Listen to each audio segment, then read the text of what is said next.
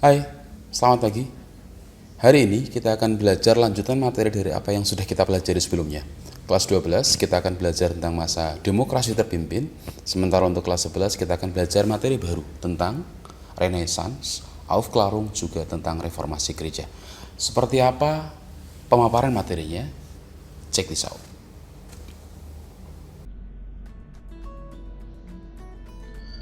Baik, hari ini kita akan belajar tentang bagaimana dinamika politik dan ekonomi pada masa demokrasi terpimpin. Apa dan bagaimana demokrasi terpimpin dilaksanakan? Simak penjelasan berikut ini.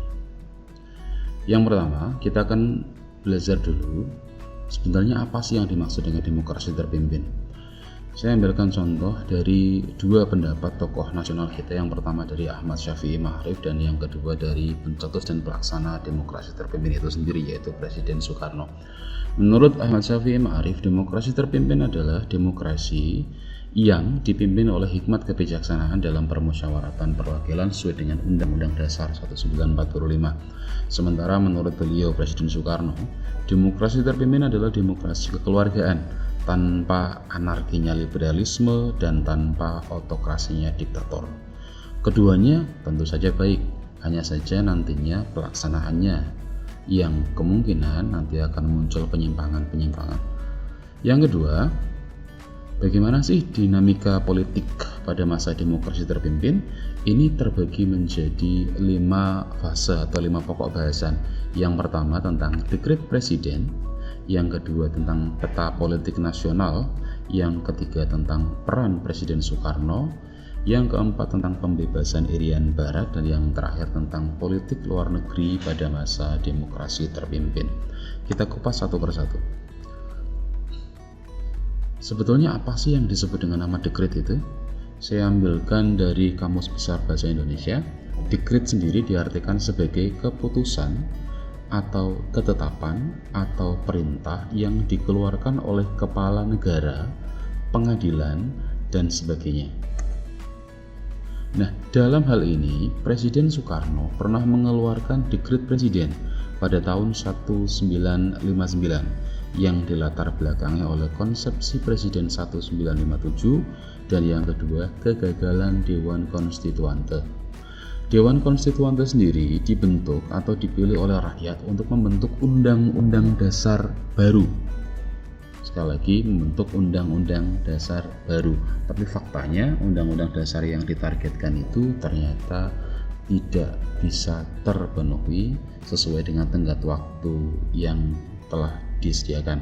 Sehingga Presiden Soekarno mengeluarkan dekret presiden tahun 1959 yang berisi antara lain yang pertama pembubaran konstituante. Jadi konstituante yang ada di sini ini dibubarkan oleh Presiden Soekarno. Yang kedua, tidak berlakunya Undang-Undang Dasar 1950 dan berlakunya kembali Undang-Undang Dasar 1945. Kemudian yang ketiga, pembentukan lembaga yang diberi nama MPRS, Majelis Permusyawaratan Rakyat Sementara, dan DPAS, Dewan Pertimbangan Agung Sementara. Pasca dekret ini, langkah yang dilakukan Presiden Soekarno antara lain menggantikan kabinet yang sedang berkuasa pada masanya, yaitu Kabinet Juanda, digantikan dengan Kabinet Kerja. Kemudian Presiden Soekarno juga menetapkan pidatonya yang berjudul Penemuan Kembali Revolusi Kita menjadi Manifesto Politik atau dikenal dengan Manipol. Gambar yang tampil di sini adalah gambar ketua, wakil ketua dari Dewan Konstituante.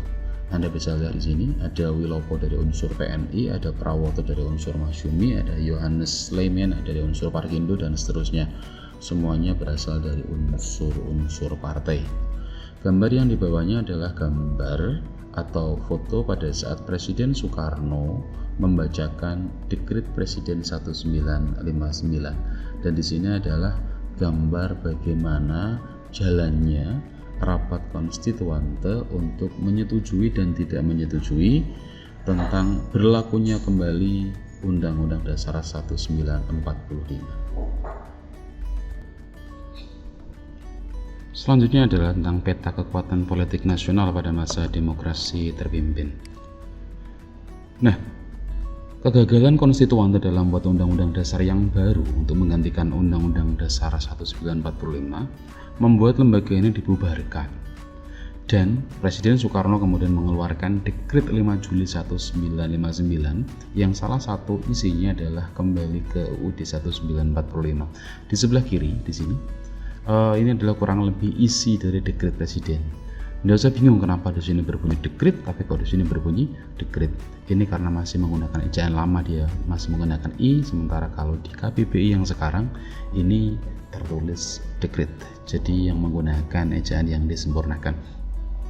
Kemudian seiring dikeluarkannya dekret ini, ideologi kemudian ditambahkan kata Usdek sehingga diberi nama Manipol Usdek. Usdek sendiri merupakan akronim atau singkatan dari Undang-Undang Dasar 1945, Sosialisme ala Indonesia, Demokrasi terpimpin, Ekonomi terpimpin, dan Kepribadian Indonesia. Next, pelaksanaan dari Dekret 5 Juli 1959 ini ternyata mendapatkan dukungan dari kalangan militer, dalam hal ini dari kalangan Angkatan Darat. Salah satu buktinya adalah Jenderal Abdul Haris Nasution atau AH Nasution itu menginstruksikan kepada seluruh jajaran TNI AD agar melaksanakan dan mengamankan dekret presiden tersebut. Hal ini cukup mendapat perhatian karena Presiden dikenal dekat dengan PKI, sementara TNI sendiri berseberangan dengan PKI. Sehingga dengan adanya dukungan ini dianggap terjadi persatuan kembali antara presiden dengan militer di bawahnya. Dalam hal ini adalah TNI Angkatan Darat. Selama demokrasi terpimpin, ada beberapa kabinet yang berkuasa. Anda bisa lihat di sini, Kabinet Kerja 1, Kabinet Kerja 2, dan seterusnya, yang kesemuanya itu dipimpin langsung oleh beliau Presiden Soekarno. Ini berbeda dengan pada masa pelaksanaan demokrasi liberal, di mana pemimpin kabinet adalah seorang Perdana Menteri. Kemudian, bagaimana sih peran Presiden Soekarno? Presiden Soekarno sendiri merupakan pusat kekuasaan pada masa demokrasi terpimpin. Apa saja yang beliau lakukan? Di antaranya memperkenalkan ajaran revolusi, sosialisme Indonesia, dan pimpinan nasional atau dikenal dengan nama Resopim. Beliau juga mengeluarkan gagasan penyatuan antara nasionalisme, agama, dan komunis atau yang disebut dengan nama Nasakom.